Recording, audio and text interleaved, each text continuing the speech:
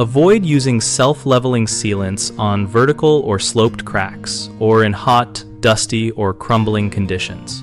Self-leveling sealants are designed to flow and cure in place, so start by cleaning the joint thoroughly with a stiff brush and then a vacuum to remove all loose material and dust. Measure the joint depth and width so you can choose or create an appropriate backer rod to control depth and prevent three-sided adhesion. Prime the substrate if the product instructions call for it, since improper adhesion is the most common failure mode and primers can be product specific.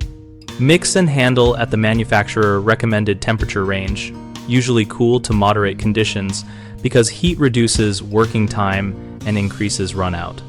When pouring, work from one end to the other steadily and avoid leaving open ends where the liquid sealant can simply flow out. Use temporary dams or masking tape to contain the bead until it skins.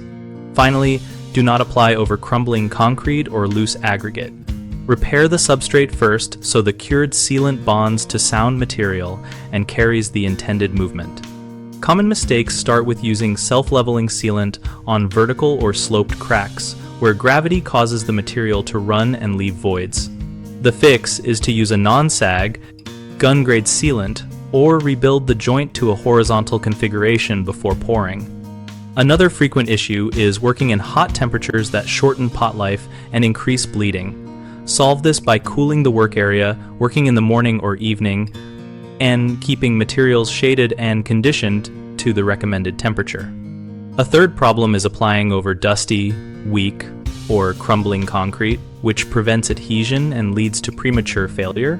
Remedy this by mechanically preparing the surface, removing all degraded material, and making necessary concrete repairs before sealing. We run bighomeprojects.com to connect homeowners with local contractors and to help contractors find work related to projects like sealant application and joint repair. Our site also hosts a discussion community where we and other members share field tips, product experiences, and contractor recommendations.